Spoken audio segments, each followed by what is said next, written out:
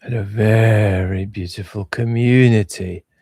Last minute Q&A. Just woke up only a short time ago, and I'm still in the middle of a strange dream. I'm in an underground system, and somebody is assailing me for not having my tie done up correctly. So I'm up so late because I was having problems with my microvascular issues, and so I didn't sleep in the night. So I thought I'd check in and see how you guys are doing in the information environment. We'll do a shorter one. Amalfitano, thank you for facilitating us. Can you see and hear me, by the way? We're going to be a small group, so this is an opportunity for you to ask questions that I'm going to respond to, because literally 20 people here. So this is a rare opportunity. Martin, are England going to win tonight in Mexico City? I'd give it to England as an edge, but it's close.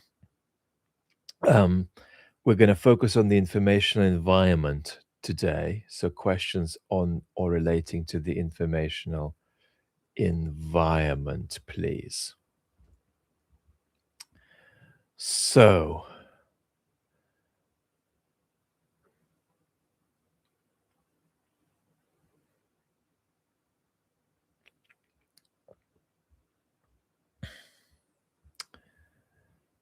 that's kind of an info environment question. If you had the opportunity to interview Trump and Putin, how would you go about it and what would you ask?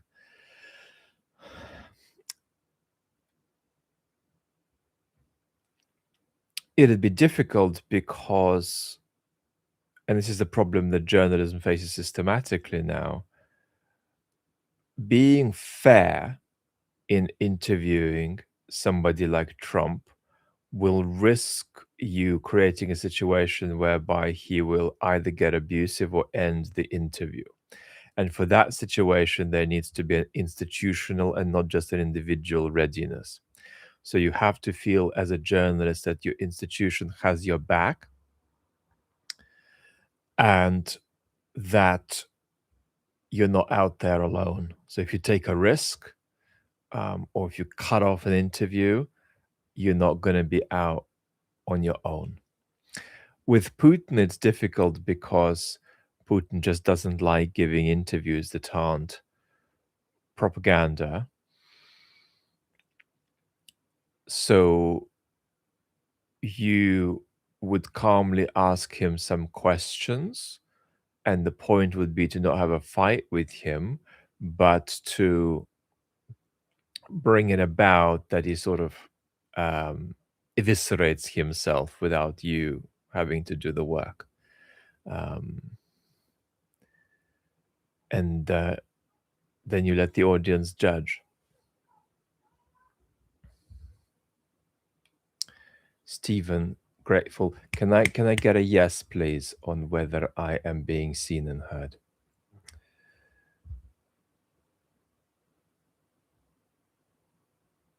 What are the forces of history that are dragging us back from the norm? There is no norm. There are four forces of history I usually mention. I won't mention them again now. But it's not the norm. It's the abnormal that we're being dragged away from. It's a sort of a privileged and contingent abnormal that we briefly sustained. My father believes America will come back to normal. What do I tell him, Ruben? It's not about what you tell him. It's about the kind of quality of conversation you have, whether you are really engaged well, whether it's an open conversation, an exploratory conversation, a loving conversation. The conversations that change people's minds are usually conversations where neither of the two interlocutors actually have a plan for where it's going, you see. Now, big picture wise, yes, we live in a culture that is so drunk on a kind of Fukuyamianism that the concept of irreversible decline, which is one of the most basic concepts in history, it's one of the most basic patterns that cultures have been able to acknowledge, not with difficulty, but have been able to acknowledge historically, including by themselves, that is hard for us. So the very idea that there is even a possibility that we could be in a reversible decline, or a decline that is in some significant respects irreversible, is just so strange that we can't cope with it. And therefore, you have to understand that your dad lives in that culture, right? So it's not so much an individual mistake, right? The way we talk in our culture drives one into this position. Whereas objectively, there's no reason why there should be irreversible decline, because objectively, you can always ask, well, is decline happening? No, yes. And is the decline that's happening irreversible or not? No, yes, right? There's no magic here. These are just open contingencies. Brilliant, Amalfitano. Thank you so much for letting me know. Um,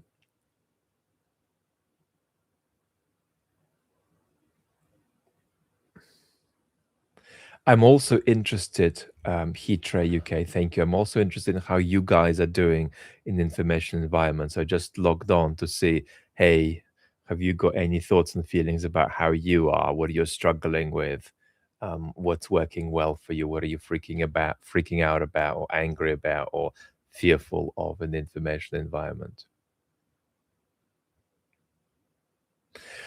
Invisible poor. Hey, Vlad, you use the word special. For example, a special kind of cultural passivity.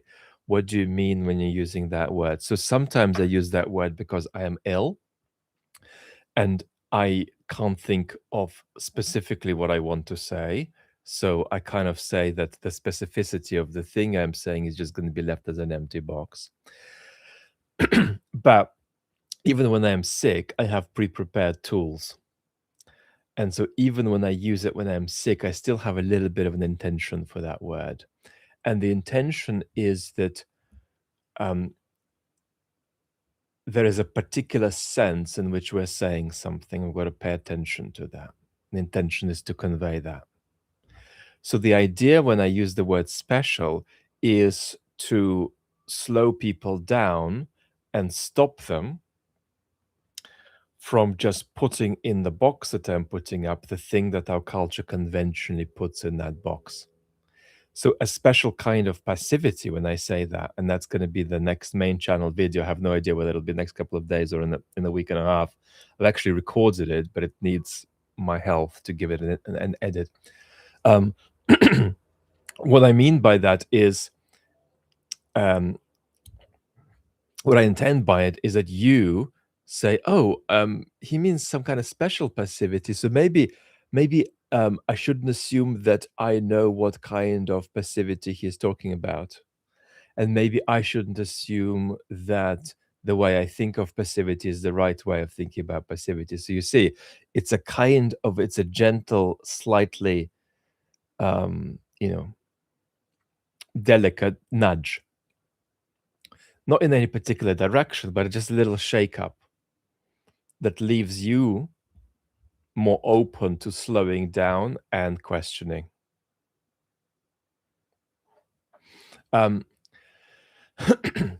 there was a device that my hero used to get zinged for, Bernard Williams, and Bernard would often, now this is totally different. I'm talking about public intellectual communication here when I use the word special. Bernard Williams used to use the term very significantly, which is a very clunky term, but he would use it as a way of stopping sentences, bringing sentences to not to a halt, but to such a slowdown that you're almost feeling that the sentence is about to stall and fall apart, and then it doesn't. And what Bernard is doing there unconsciously is saying, unless you pay attention with incredible intentionality and engagement and generosity to what I'm saying, I don't want you to pay attention at all. So it was a kind of a binary he was creating by just raising the bar for the reader, almost pushing the reader away, saying, I'm going to push you away. And if you resist that, then I'm going to welcome you in, because then you're going to have an adequate relation with the sentence here. So that's not what I'm doing with special. What I'm doing with special is just slightly sort of scrambling your tendency to put the conventional thing into the box that I'm offering.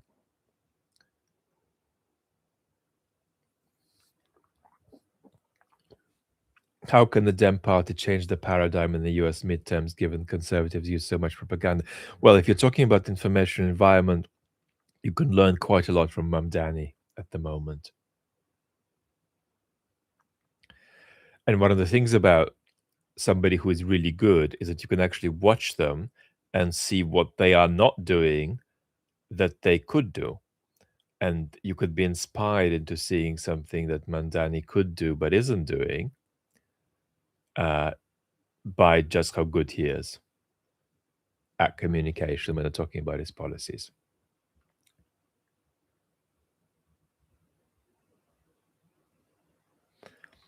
Do MPs have real power? MPs tendentiously have a lot less power than most citizens think. But let's focus on the information environment. Haven't read the Telegraph report yet on Russia attacking Poland.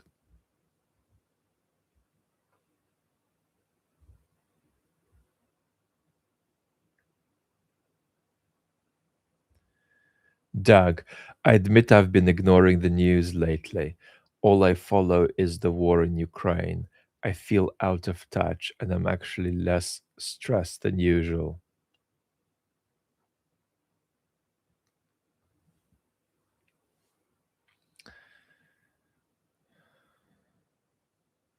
Being less stressed is good.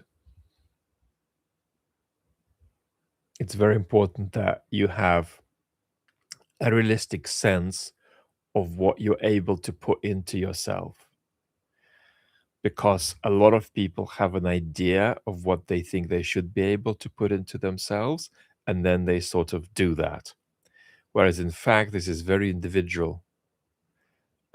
So I am not going to have the same level of tolerance for putting things into myself in information environment than my neighbor. We're going to have different levels of tolerance, and we need to be individual here in how we judge that. Because if you can, only safely consume 7 apples, you don't want to put 24 apples into yourself just because you think 24 is the right number. I'm going to focus on the informational environment. Is information environment getting better or worse? It's getting worse, but there's a very significant minority of people that over time are adjusting their nervous systems to the information environment that we have. So there's going to be a general deterioration in it, but there's going to be a large minority of people, and a lot of the people of that kind are actually in groups like this, who are going to cope better with it because we're just going to have more time. We're going to have more time to adjust. We're going to have more time to respond to it in a non sort of panicky and jagged way. I'm planning to do a workshop at some point, hopefully before the year is out, on this to help us do better with this. But that is a minority group that you want to get into yourself so that you can have a regulated nervous system in a very dysregulated information environment.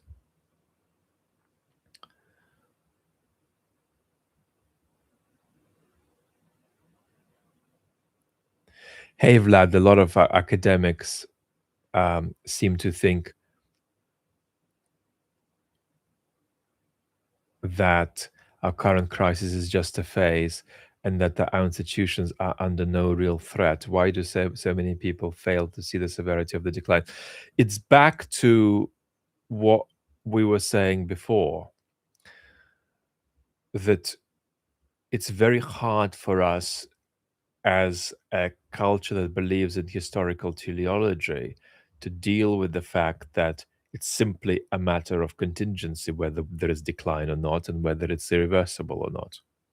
Because whether it's reversible or not depends on social forces. Now, the second thing I would say is that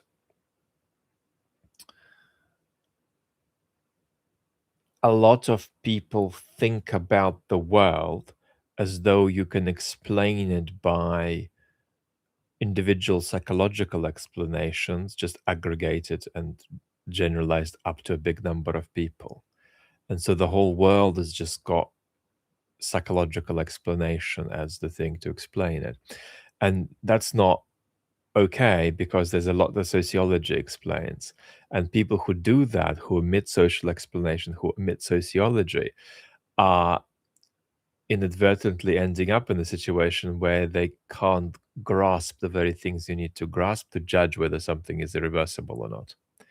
So, and this is probably 50% of the communication I receive, but Vlad, why can't we just change our minds and sort of vote differently if there's democratic decline and reverse it?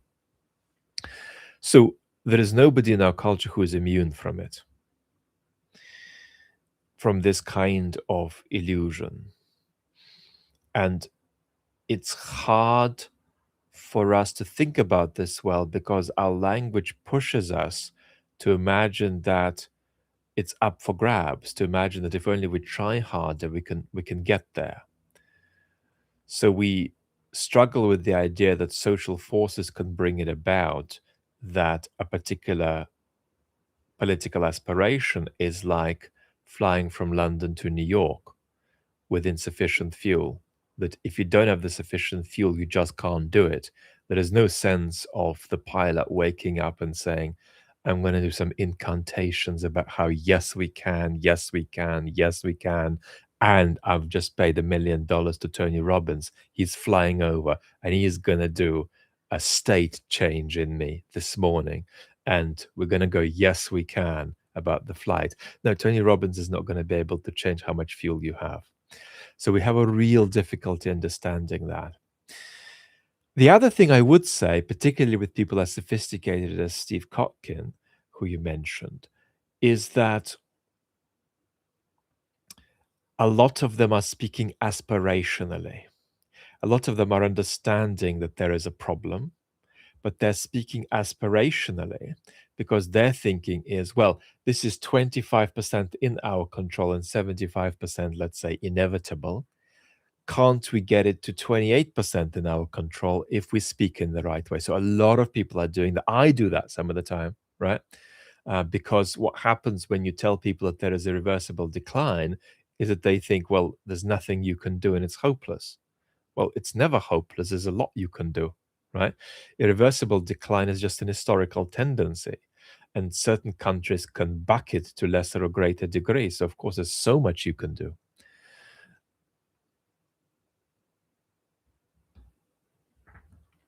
How effective has Ukraine been at using modern info tools?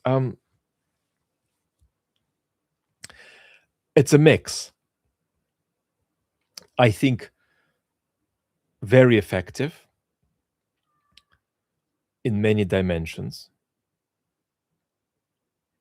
Where it's been less effective is in the realm that is made very hard for all of us by social forces, and that is to imagine an alternate future where Ukraine has not been strong in the information environment, is of offering a picture of its own future to itself, its own future to the world, and the future of security in Europe and in the East European space, in the ex-Soviet space.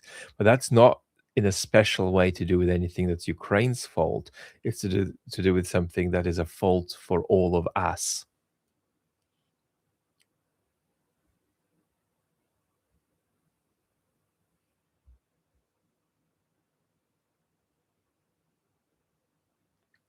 I'm really annoyed of Vekeshet is saying by how everything is so combative, is contrived to be combative on social media, even when the people involved in the discourse agree.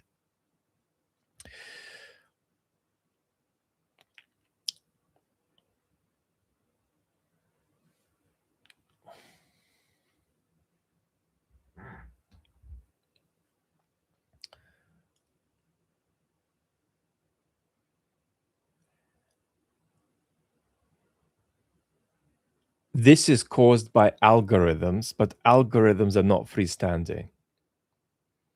They're also sensitive to, if you like, the worst parts of our nature, because these are the easiest parts of our nature to monetize. The idea of listening and the idea of not even you listening, but your side listening to another side is a really scary idea. And it's an idea that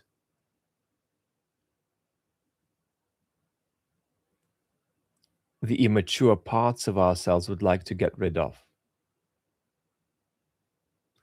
Because listening is very vulnerability inducing, because you don't know what you're going to hear and you don't know how that's going to make you feel.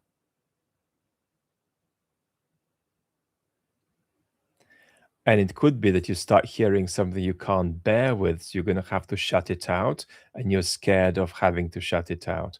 Or it could be that you won't shut it out, but it's going to have a kind of impact on you, and that's scary. It could trigger a lot of the darkness that's already in your mind. It could trigger the fear that something you were attached to you might need to let go.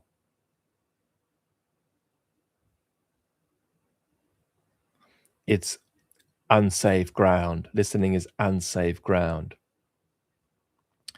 And so what the algorithms say is, just get rid of that for you.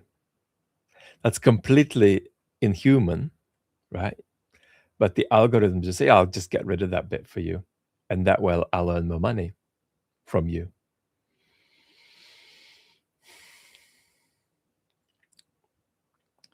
So one really important question for our culture is, how do we make listening more enticing for our citizens? Because listening is incredibly exciting and fun and adventurous. But algorithms get that we find it very compelling to pretend that you can just get rid of that part of the world because it's challenging and scary.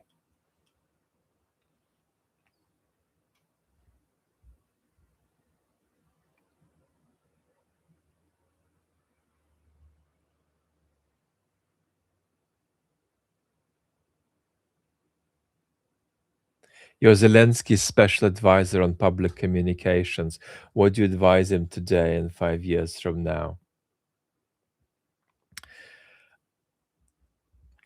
I would advise him to go further in supplementing some of the things he started saying at the beginning of the war that a lot of Ukrainians are now experiencing as cliches.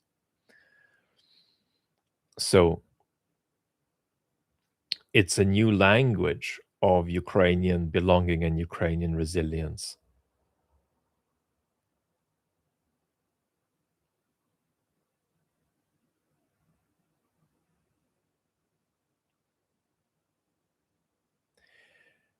Mr. Pink, imagine somebody gave you a button, all social media would disappear and we'd go back to pre-2005 media environment. Would you press it? This is such a hard question for me because my personality is that I love the world as it is, and so it's very, very hard for me to deal with counterfactuals like that.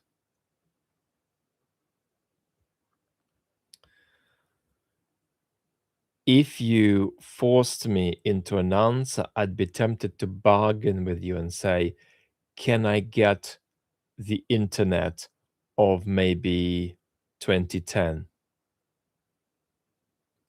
So I wouldn't want a completely pre-social media internet, but I might want an early social media internet. I'm not saying that was good.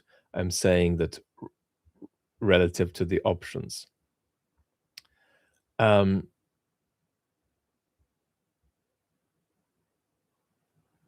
but it's very, very hard to talk about removing certain bits from the world, because if you remove bits from the world, then other bits are affected. And so the act of removing something from the world is often not coherent once you begin to think about it properly. Sorry to be so boring. Nietzsche was a huge adversary of the idea that you can just go back in your life and remove one thing without everything changing. But yeah, you could persuade me, if we're having fun, to take the early internet in some form.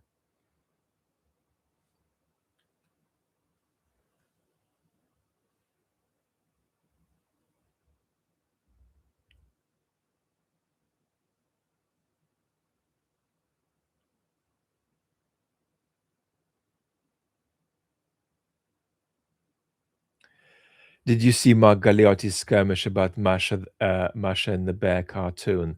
So I haven't seen the piece, so I haven't read what Mark has written. Um, I've heard some. I've just briefly, literally before I came on, I saw a bit of criticism of Mark, and then I saw sort of soft fascist, sort of Putinite, really abuse, which is of course absolutely disgraceful. Um, and is a really good representation of people expressing the very thing they're claiming to fight against. But that's completely different to agreeing or disagreeing with something Marcus claimed. That's totally legitimate. It's totally okay to say I completely disagree. What is not okay is to engage in the kind of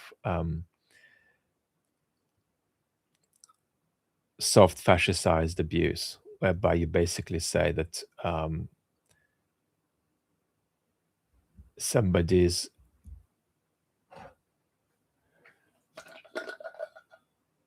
working for someone without any evidence for it, right? Like I get lots of emails saying, "Hey, Vlad, you work for the British state or the British intelligence or the CIA," right?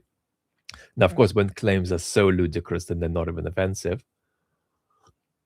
But obviously, it's not a good idea to think like that. Nor is it okay to say, "Hey, Vlad, I think that you think this because you're Russian." Um, it's possible that that's true, right? I'd be myself very aware of that possibility. I'm mostly very Western, but it can't be a default position, right? So it's a sort of a soft fascism to tell Mark Galeotti that he thinks things he thinks because of the origins of his partner. So um, really, really funny, because that stuff is Putinite stuff, right? It's fascicized stuff, right? That claims to be opposed to a fascicized regime.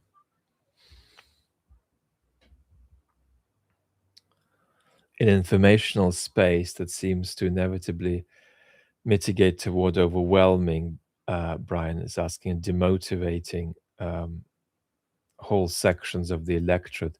What do you think the significance of low voter turnout will be?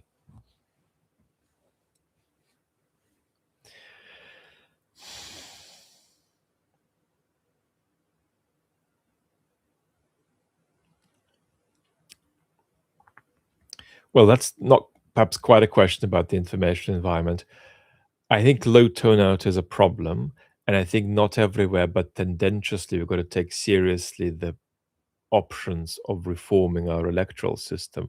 And obviously, compulsory voting is one such possible reform. And tendentiously, we should start out thinking positively about it.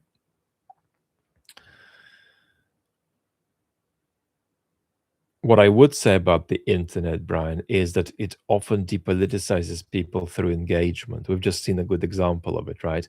The people who've just um, had that kind of very personal pop at Mark Galeotti They think they're being politically engaged, but they're not. This is disengagement. This is depoliticization. So the problem is that the most activated kinds of political activity online are a form of depoliticization, right? So one way of being depoliticized is to be incredibly engaged in politics in the wrong way.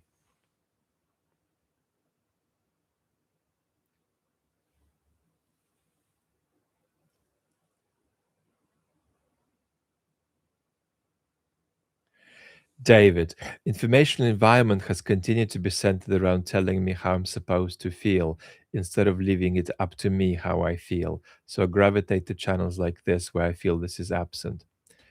So, David, I think this is a very, very important point. And the point is that I don't know how you feel about something, and I don't know how you should feel about something. And indeed, maybe you don't know how you feel about something, and you don't know how you should feel about something. And it's important that, and of course, I do this in a very, very flawed way, but it's palpable to you that that's my intent. It's very important that we don't just shut that down. Right? Just back to the very thing we were talking about. Mark Galeotti is, works for the Kremlin because his partner is of Russian origin, right? That shuts down thought. It shuts down even engagement with reality, because what is that in fact happening there is people are seeing certain kind of signal that they recognize, and they say, when we see that signal, we're going to react with that response. So it's like so it's a kind of a bot-like brain that that does this. And of course, we also got to be realistic. It's very easy for us to become bots, but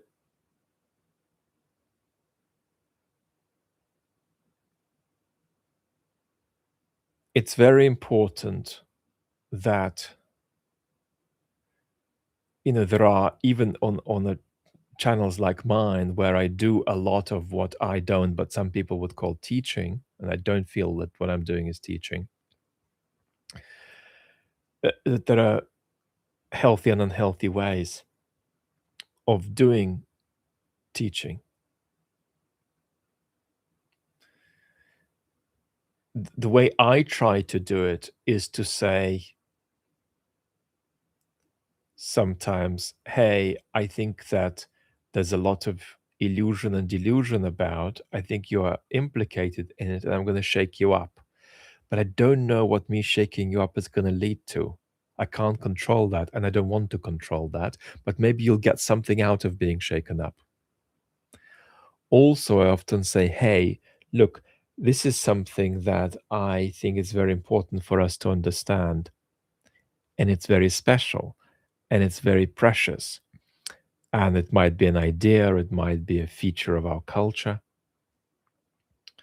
And so I present it, and then I present some kind of schematic picture for how you might develop a relationship with it. But when I do that, the point is not that you then apply that schematic picture to yourself. It's that you have a look at that schematic picture and maybe see if you can come up with a schematic picture of your own that's a bit different to the one I've proposed. So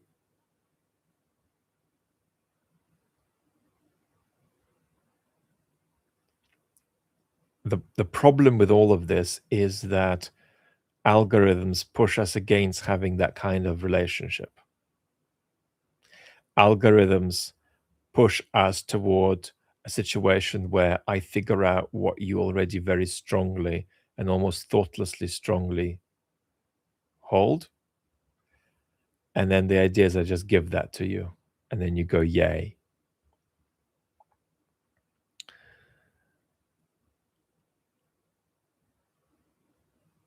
Which leaves out all the possibilities for being surprised as you explore your relationship with the particular thing that we're talking about. So this is very, very important. And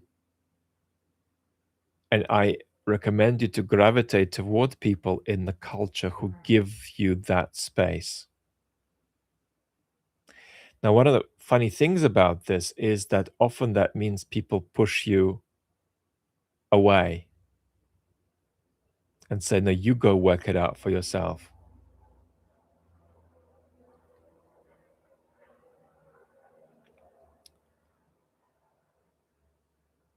And so very often when people ask me, Vlad, what am I meant to do with what I've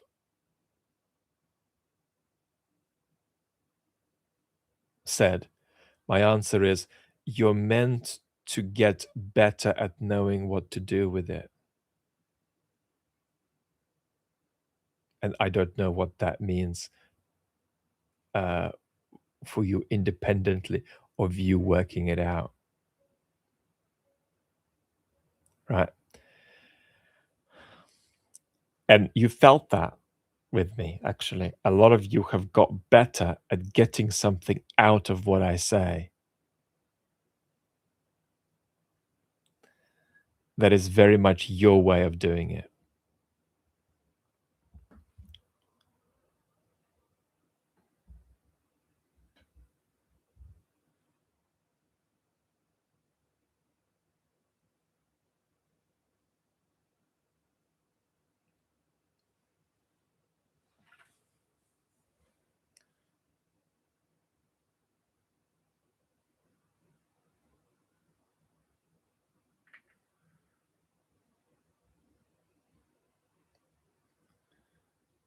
Let's have a look.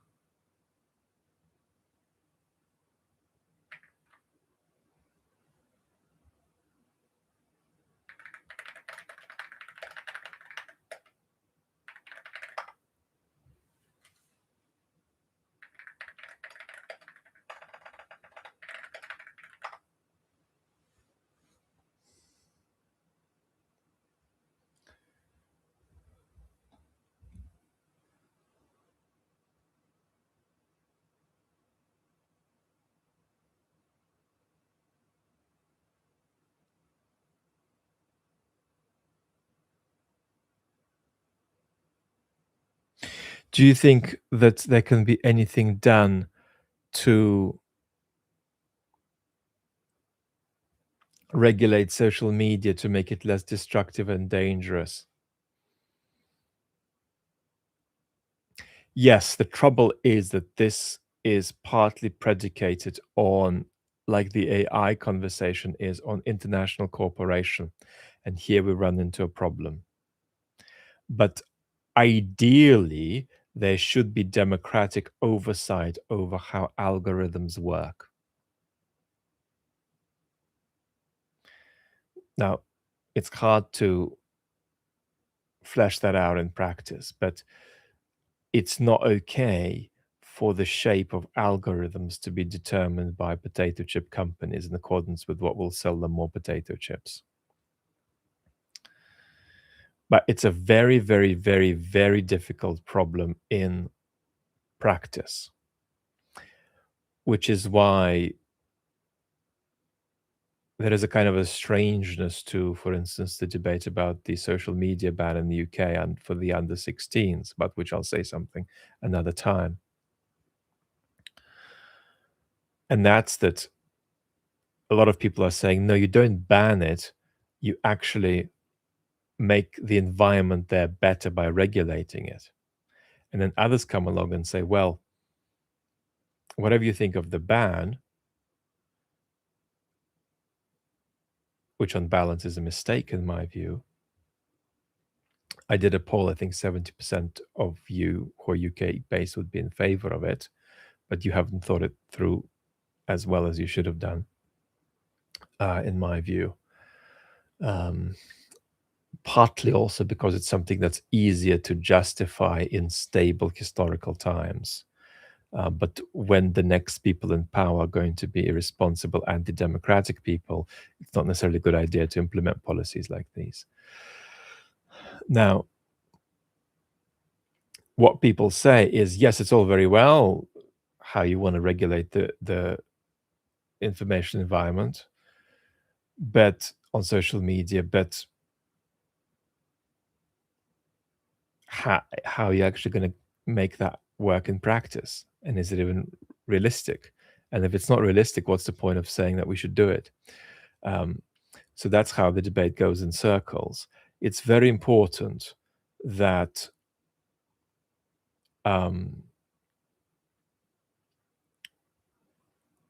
we understand that it is incompatible with democratic life for algorithms to be in the hands of potato chip companies.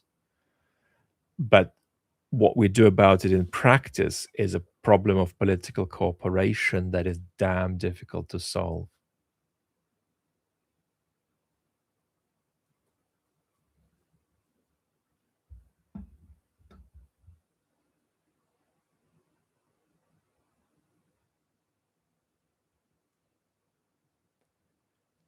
Jay Ganev, I'll probably have to. These are such useful and frequently occurring questions. I'll say another time more about how to understand all of these social forces to which I ascribe democratic decline and how to understand their irreversibility.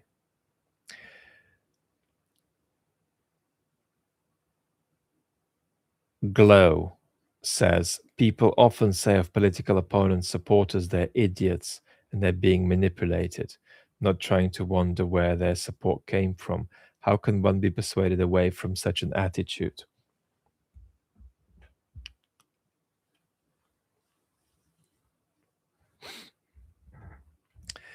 The biggest political emotion and the biggest emotion humans have when they engage in conflict with one another, including conflict in the political realm, is fear.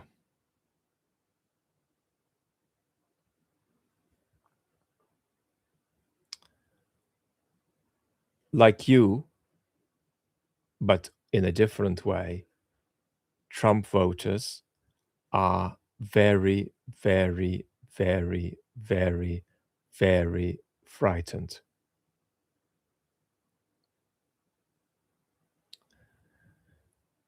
How can you take yourself seriously if you're not able to engage with how frightened people are?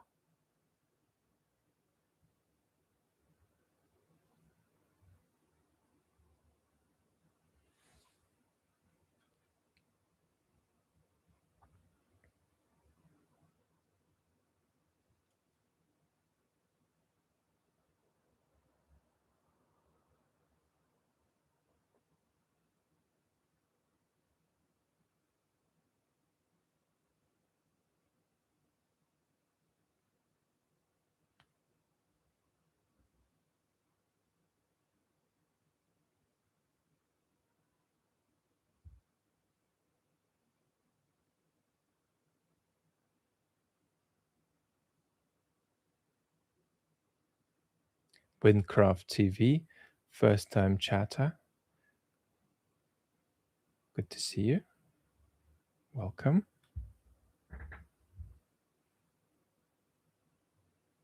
So you understand, you have to start with not being so silly to the point that you dismiss the most elementary human emotions that also drive you and others you disagree with. Now, the problem is that being very, very afraid, I'm not saying that's all there is to it, of course it isn't, but it's a big part of it. Being very, very afraid can make you say bad things or do bad things or support bad things. But that doesn't mean that you weren't very afraid. And so you've got to be able to keep both of these things in mind.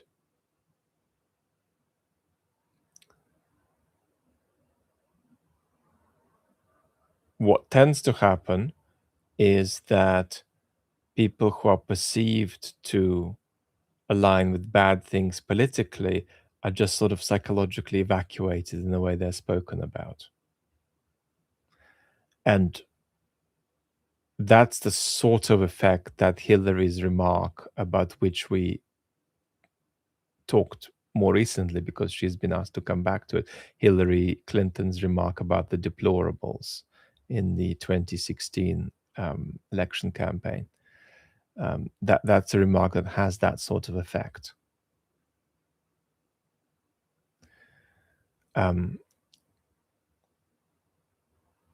The practical element here is to try to think less in terms of us and them when it comes to political conflict, and think of it in terms of a society in which all people are under the impact of shared pulls and pushes that our historical circumstances generate, to which we then respond very, very differently and more or less constructively.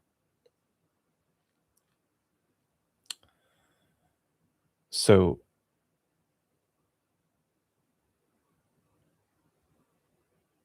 very often what's happening when people who are your political opponents, who you have a low view of ethically and epistemically, what happens when they go on as they go on and you react to that is that you underestimate the degree to which you and them are both reacting to the same problems but responding to them differently. And that you are both, but in very different ways, struggling to respond to these problems well.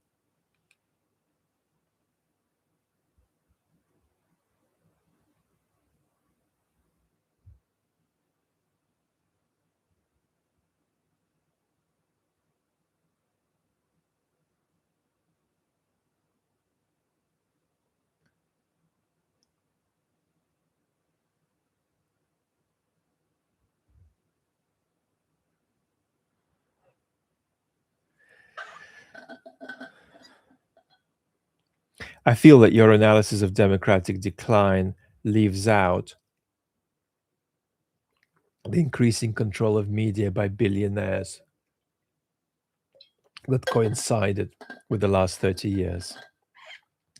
So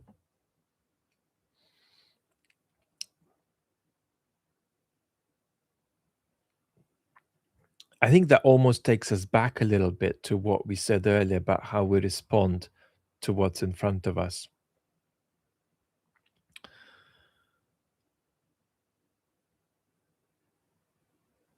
I am trying to get a bunch of people to reflect on, first of all, the very notion that social forces could be determining what is politically possible for us.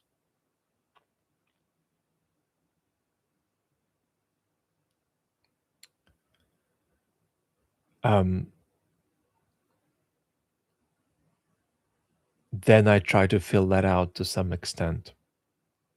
So it's a mistake to say that something is missing from my explanation once you think about it in these terms, right? Now, whether you can add that to the categories I offer or whether that requires a new category, the point you're making is good. But nothing is missing from what I say.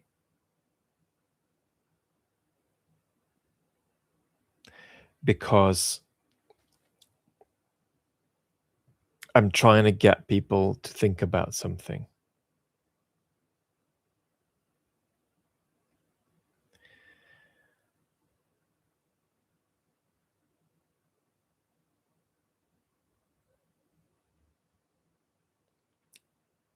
And we need to think about what kind of intervention, what kind of relationship that generates.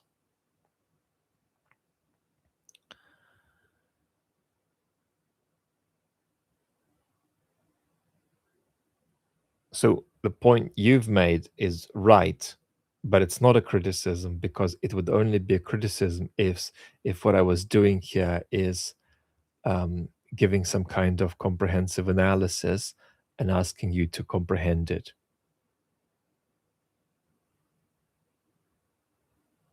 Or giving a comprehensive analysis and not being interested in whether you comprehend it or not. That's another possibility. That's actually a good way to be present in an information environment. Not enough people do that. Where you create a very, very big gap between what you offer and what people can grasp, and they just little by little make up the difference to whatever level they can.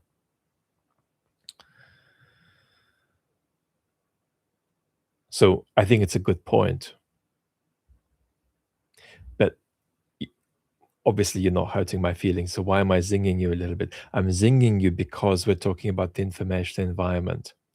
And very often, it's a natural response for people to say, okay, I've consumed this bit of content, or that bit was missing from it. And the problem with that psychology is that it's a little bit the psychology of, I want to buy these particular candies, and I'm here to buy them, and then one of them is missing.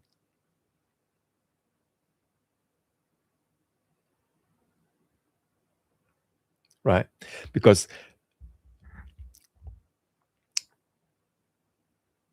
there's something unidirectional about a consumerist relationship. It's sort of just like there's a TV and stuff is coming my way, but the stuff inside the TV is not quite real.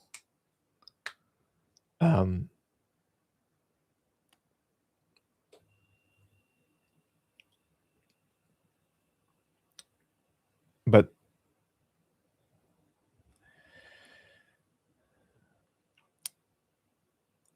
what I'm telling you is that 99 times out of 100, if there's a good article or a good bit of content, the comment that says, oh, you forgot to mention this or you missed that out is wrong. Not because the point it makes is wrong, but because it doesn't quite latch on to what the thing that you just read or watched was doing.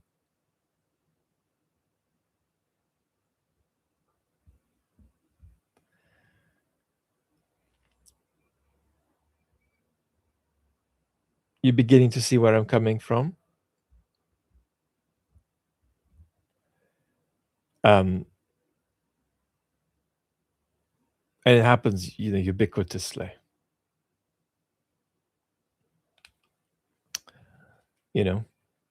Why didn't you mention that?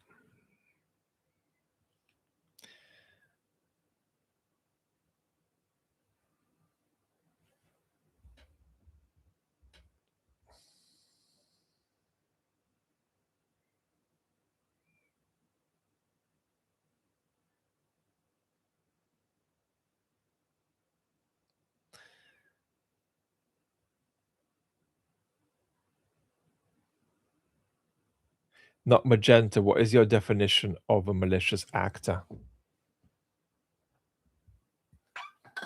Somebody you disagree with?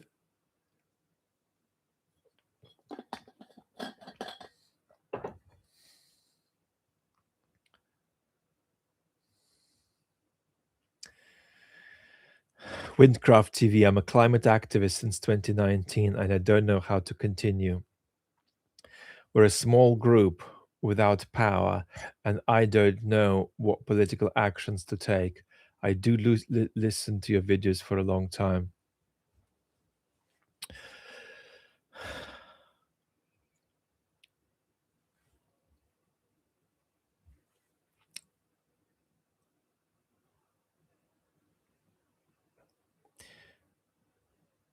Think about the fact that getting people to engage and getting people to talk about important things is really important. Okay? So if you're doing that, that's good.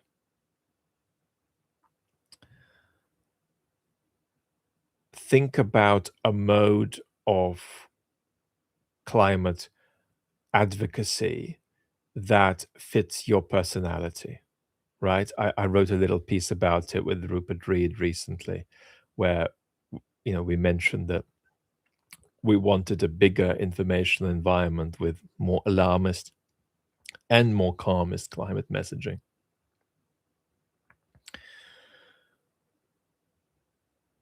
And one of the things the piece manifests is that there's constructive conflict always, right? Because the two co-authors themselves disagree about some elements of the climate crisis and discourse about it.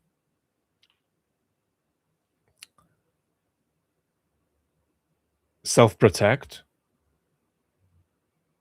because it is the most important issue as far as we can see for the 21st century. It's the issue of all issues. It interpenetrates with all the other issues, including war and, of course, immigration.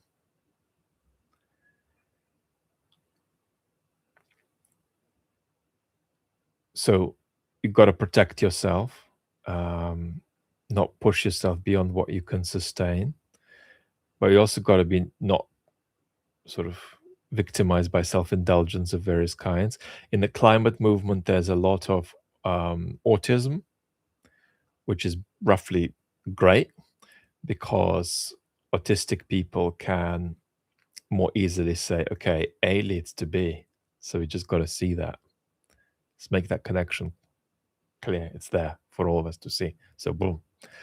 There's also quite a bit of narcissism in the climate movement, which is less good.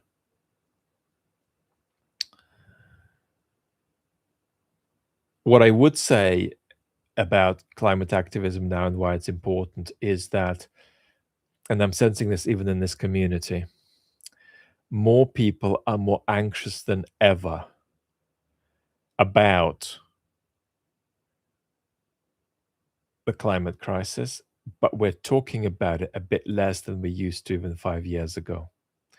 So our level of alarm and concern is going up, but our level of normalization of conversation about it isn't. We're basically waiting country by country to experience whatever our own versions of climate impact are going to be, and then we'll recalibrate a bit. So, don't underestimate just the value of getting people to talk and to engage and to be open and to not be too afraid of what they're afraid of.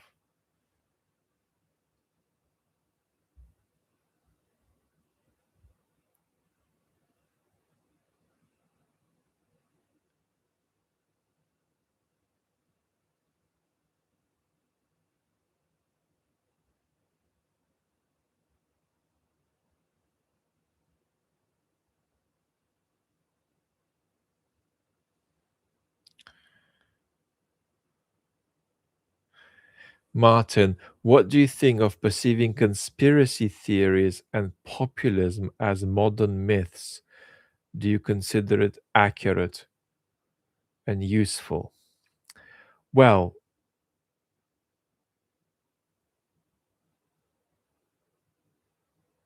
about conspiracy theories,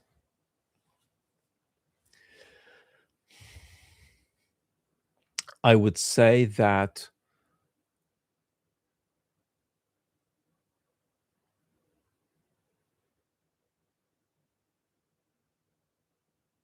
they are usually in our societies a negative product of a kind of corrosive, thoroughgoing distrust. And therefore, our conspiracy theories usually have very little positive and imaginative life to them. Most of our conspiracies are not what Werner Herzog would call beautiful. And so, therefore,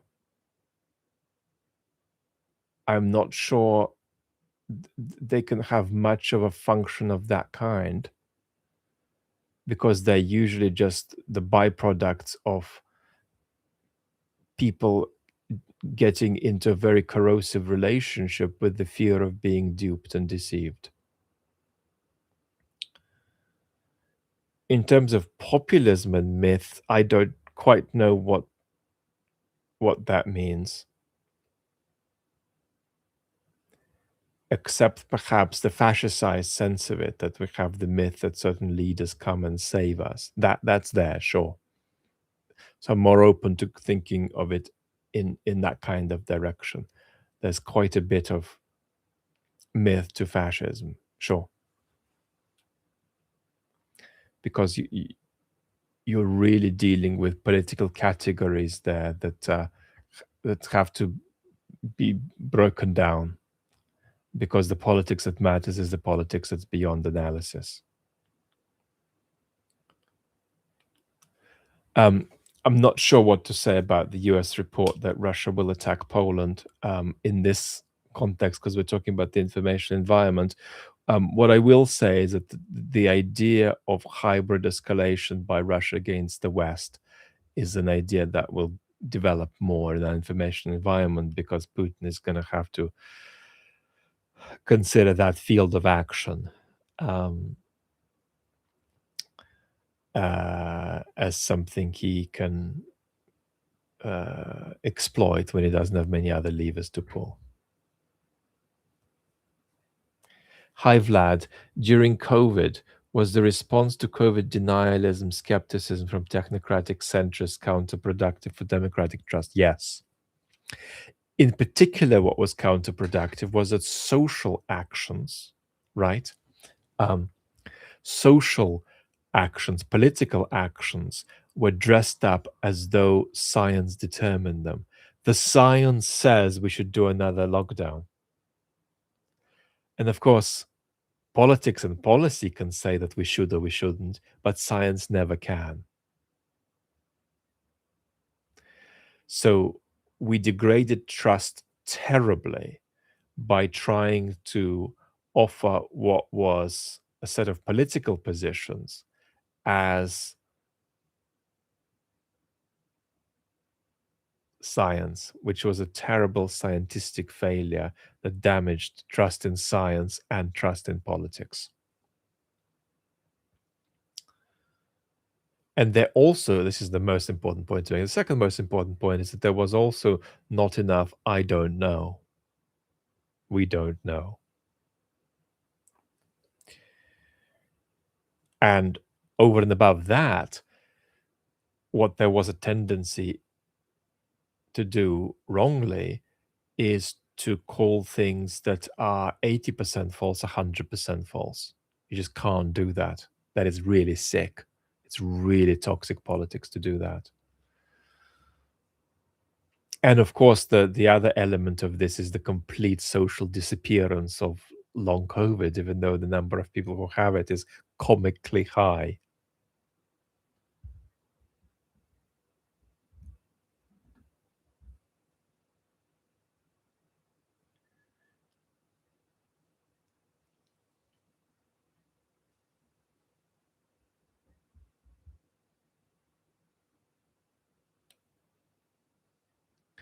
Hey Vlad, any tips for finding reliable actors in an information environment? Yeah, I'm going to do a workshop on that, among other things. What I will say is try people. Don't just try random people, try people that somehow meet some very basic pre-selection criteria, and then see. So what you do is not have some kind of mechanism for picking people, that's the sort of formula. What you do is you cultivate your ability to pick people.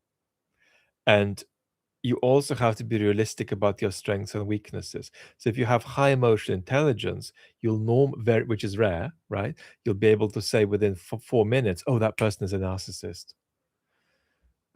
If you can't do that, then give yourself time, be slower, and be open. And don't just sort of go like this from somebody's amazing to somebody's sort of corrupt and evil, unless they really are. So don't sort of lurch from one extreme to another. Take your time, explore, try to not settle too quickly on your perspective of somebody if you're not very good at doing these reads. So basically, it's got to be you working on your ability to judge. who's who, right? It's not you working to discover or construct some formula for how to do this stuff. There's going to be no formula for that.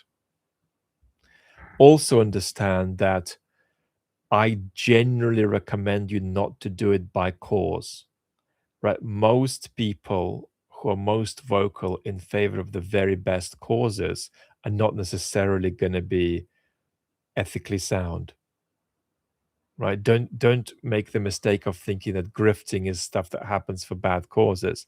Half of what propels good causes is grift too, right? The pro-Ukrainian space that I'm in some ways a member of, because we're very strongly pro-Ukrainian on the channels, contains all kinds of grotesquely irresponsible people who are riding the cause for self-advancement. So understand that just because the cause is good, it doesn't mean that everybody who is acting for it is wonderful. That's something, by the way, that's very, very difficult to articulate, right? Because too many people in this community are going to get defensive if you start saying that some people in the pro-Ukraine information environment are narcissists or grifters. Right. I don't love the word grifters, by the way. I'm just using it because my head's fried. What I don't love about it is that A, these things come in matters of degree, and people are all impacted by algorithms.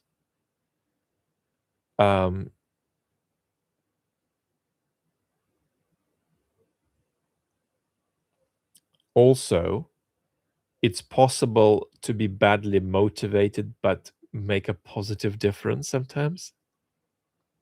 If you're badly motivated to sort of self-advance yourself through interacting with a good cause, often it won't work. So all too often, bad motivation leads to unconstructive results, but sometimes it doesn't. Many of the good things that have been achieved by human beings in history have been achieved through mixed motives. TK McClone, Anders Puck Nielsen posted an interesting interview with the Mooch recently, well worth a watch. Haven't seen it, but I'm aware of it. Anders and I might share it on the community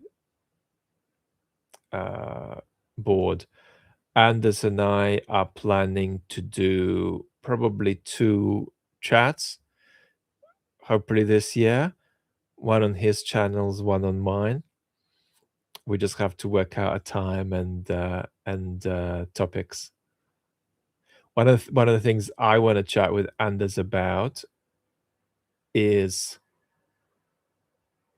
this video he did about people who got the prediction of the war right and people who failed to predict the war, and what can we deduce from that difference.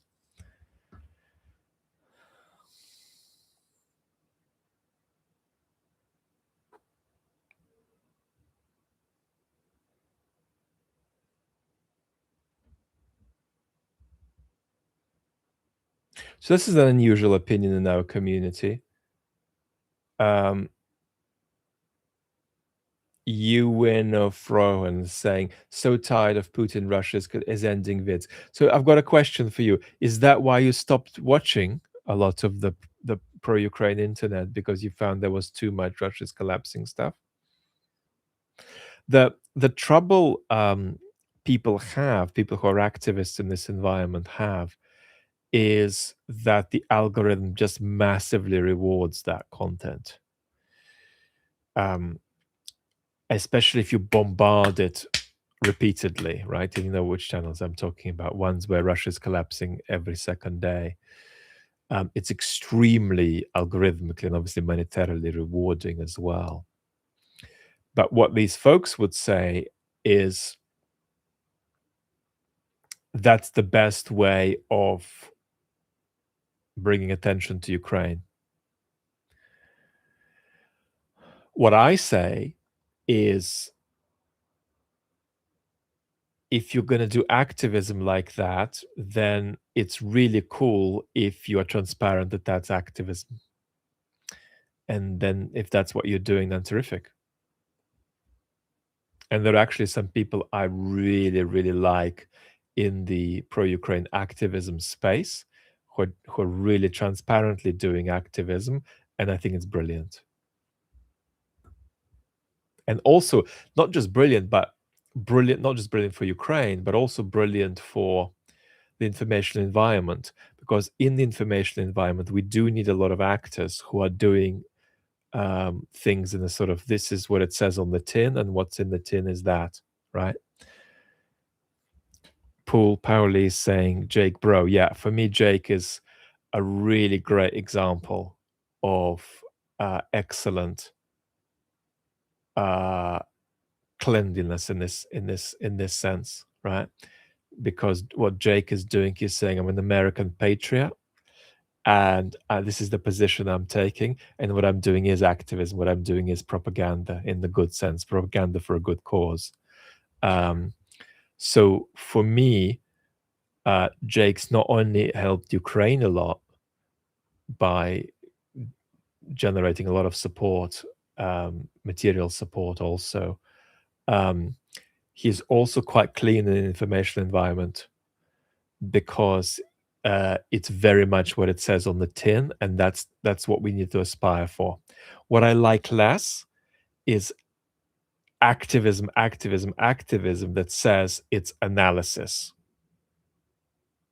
That I'm a bit less comfortable with. I'm not going around saying, "Oh, it's illegal to do that," but I'm saying that I love activism that says we're doing activism here, and I love analysis that says we're doing analysis here. I'm a little bit less comfortable when they're mixed, um, because then the audience are getting activism, but they think they're getting analysis, and so that raises ethical questions about your relationship with your audience.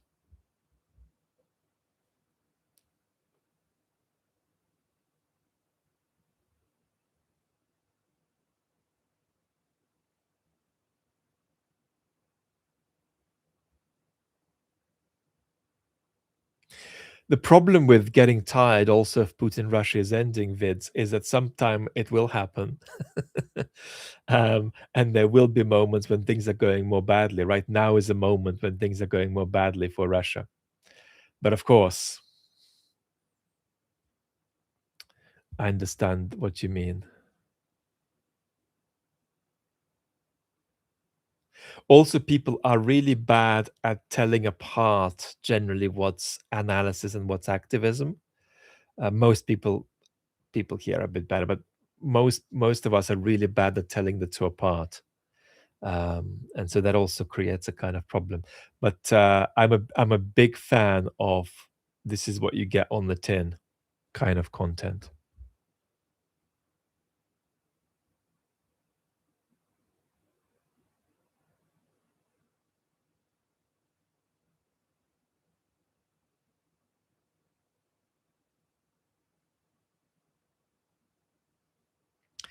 I watched the Tim Snyder lecture. Mr. Pink is saying from 10 years ago. He sometimes seems to be a bit biased and loose on the facts, and yet his ability to predict is almost uncannily on point. How? Well, Tim is, in my view, and he's really zinged heavily by a lot of academics for lack of accuracy.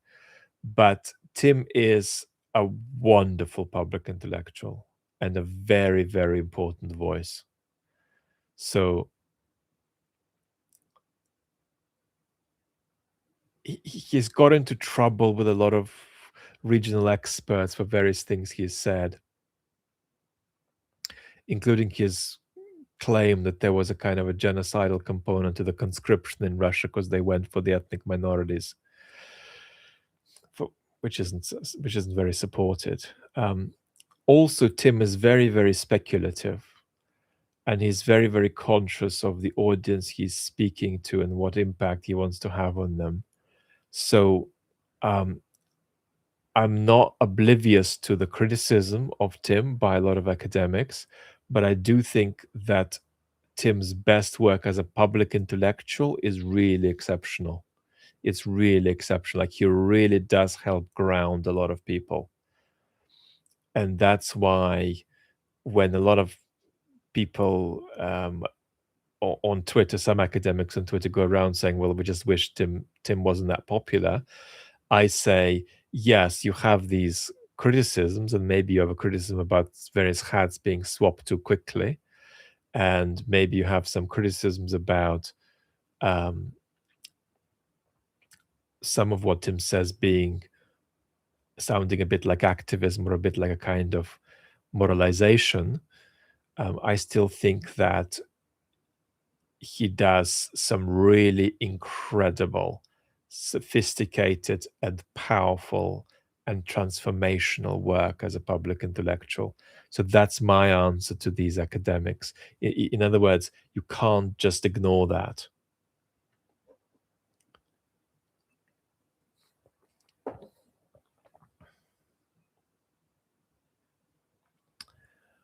All right, let's take one more question and then call it a day.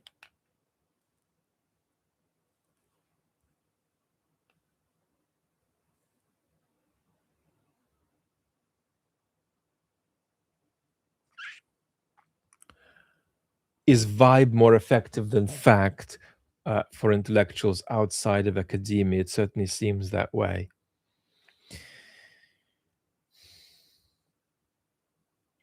Well, there are two elements here. The one element is the algorithm, and you're going to do algorithmically better if you do certain things, which is usually to give people an intensified form of what they already want to hear. And then the other side of it is that there genuinely can be a very big difference about whether you're speaking to fellow academics or whether you're speaking to a general audience. You have helped me learn about how to speak to a general audience. And so that has its own requirements, its own challenges. The way I make it ethically add up for myself is that I say that as an intellectual, I'm after something like truthfulness. As a baby public intellectual, what I'm doing together with you, I'm not after that in the first instance, although I want to be truthful with you. I am after contributing somehow to your relationship with truthfulness, which is a different thing. So in one vantage point, it's getting the world right. That's central. In another vantage point, it's, while being truthful, having some kind of impact on you that I can't control, and that is 10% me and 90% you, right? When I have an impact on you, it's 95% you doing something, not something I've done for you, but maybe I just tilt, jolt, trigger something, and then you go and do that for yourself. And so that's what I'm after. So you come first for me, not the truth of the matter. But it's not that you come first for me in the way that means that we want to fudge the truth of the matter. It's rather a matter of psychological priorities, right? Both are important, but my first aspiration is to have some kind of impact on you, to come up with something that, in a way I can't really anticipate or predict, you might be able to do something with, that adds something to your life. All right. Wow, I have been brain dead in this life. I've been barely able to speak. Wow. Thank you so much. Anybody who is watching the two football matches today, good luck to you, whoever you are supporting. And if you are supporting England, then may the force be with you. Lots of love and catch you later.